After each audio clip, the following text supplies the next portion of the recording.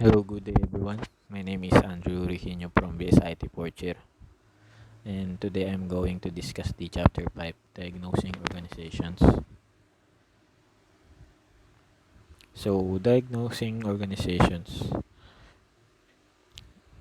Diagnosis is the process of understanding a system's current functioning.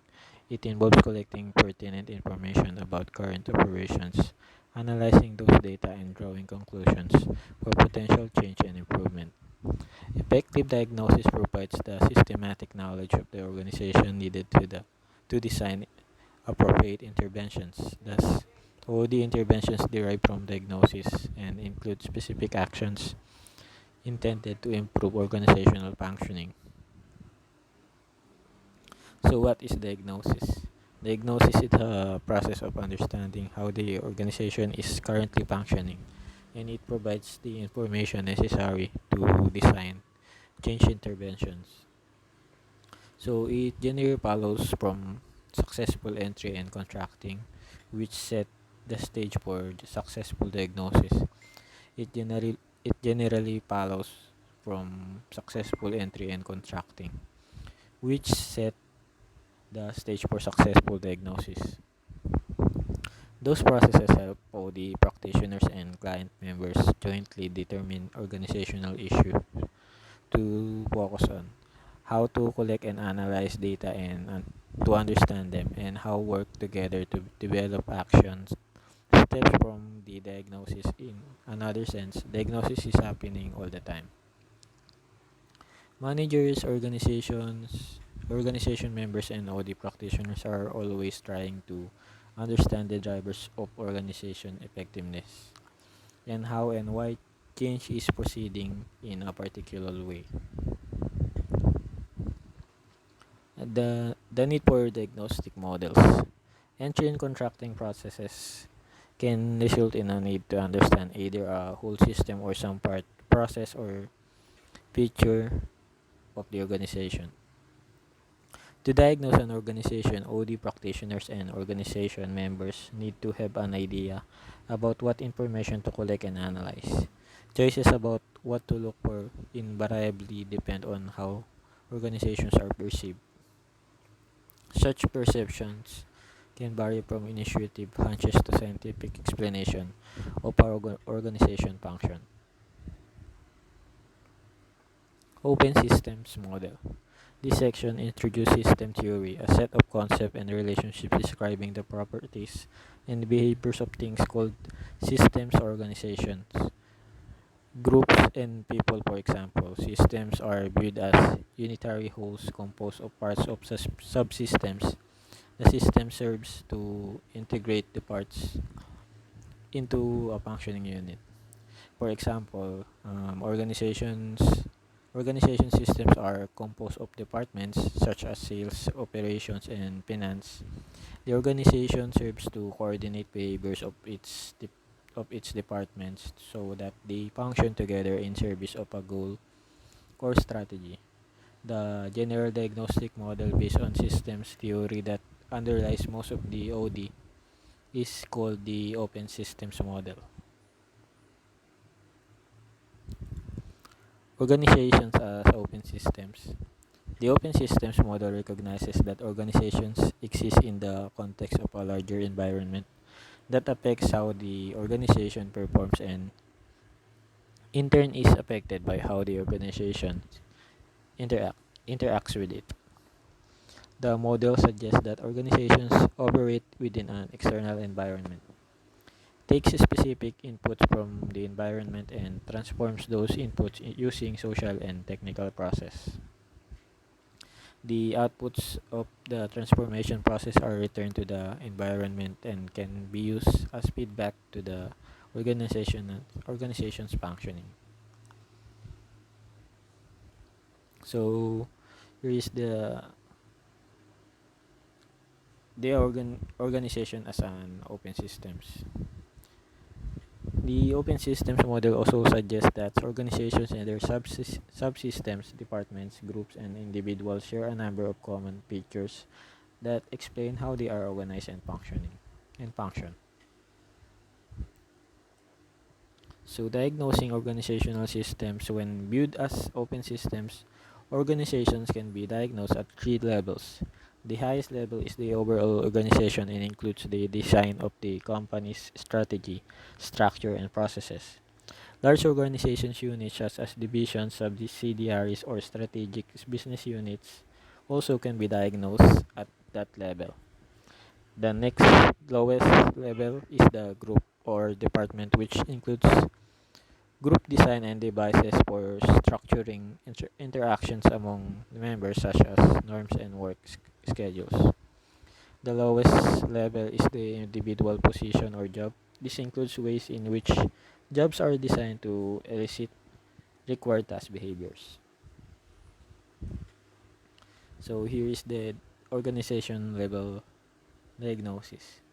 The organization level of analysis is the for the systems perspective typically taken in the diagnostic activities.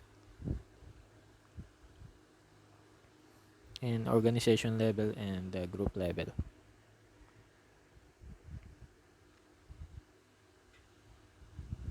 So here is the individual level. Uh, organization structure must Organization structure must fit with and support group task design, which in turn must fit with individual job design.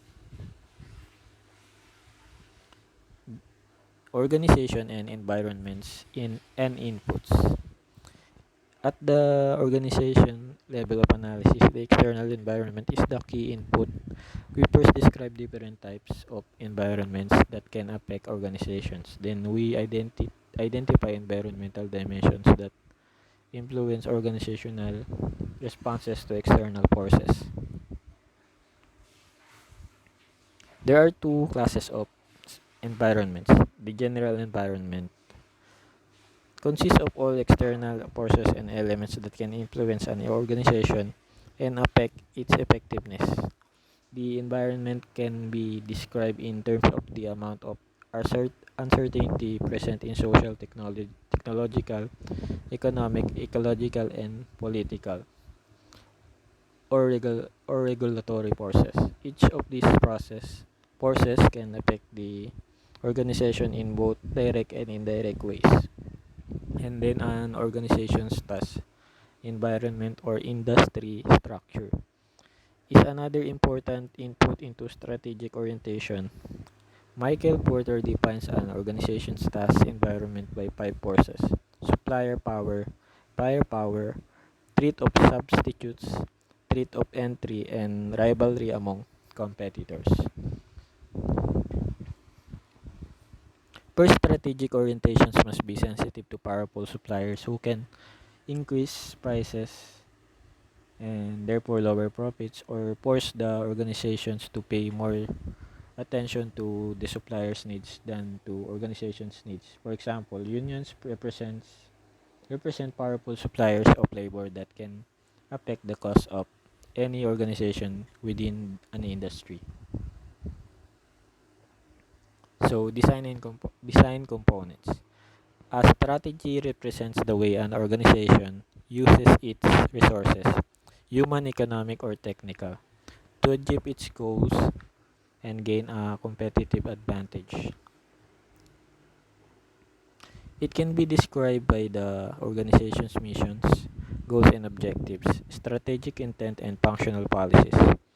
A mission statement describes the long-term purpose of the organization, the range of product or services offered, the markets to be served, and the social needs served by the organization's existence. Goals and objectives are statements that provide explicit direction, set organization priorities, provide guidelines for management decisions, and serves as the cornerstone for organizing activities, designing jobs, and setting standards for achievement. Outputs. When we say outputs, the outputs of a strategic orientation can be classified into three components. First, organization performance refers to financial outputs such as sales, profits, return on investments, ROI, and earnings per share as EPS for non-profit and government agencies. Performance often refers to the extent to which costs were lowered or budgets met. And second, productivity concerns internal measurements of efficiency such as sales per employee, waste error rates, quality or units produced per hour. Then third, stakeholder satisfaction reflects how well the organization has met the expectations of different groups. Alignment. The effectiveness of an organization's current strategic orientation requires knowledge of the above information to determine the alignment among the different elements. So, does the organization's strategic orientation fit with the inputs? For example, the organization's products and services should respond to real needs or demands in the environment. Similarly, the organization should be designed in such a way that it supports general environmental demands, such as operating in an ecologically sustainable manner. Do the design components fit with each other? Example, if the elements of the external environments known as inputs are purely similar in their degree of certainty, then an effective organization structure or design factor should have a low degree of differentiation in the parts it departments its department should be designed similarly because each faces similar environmental demands. On the other hand, if the environment is complex and each element presents different amounts of uncertainty, a more differentiated structure is warranted. Analysis. A useful starting point is to ask how well organization is currently functioning. Steinway has excellent market shares in the high quality segment of the grand piano market, a string of improving financial measures, and strong customer loyalty. However, the data on employee satisfaction are mixed. Uh, there are there are both long tenured people and an indication that workers are leaving for other jobs, and the financial improvements appear modest when contrast with the industry averages. Understanding the underlying causes of this effectiveness issues begins with an assessment of the inputs and strategic orientation, and then proceeds to an evaluation of the alignments among the different parts. And that's all. Thank you. Thank you for listening, and here are my references.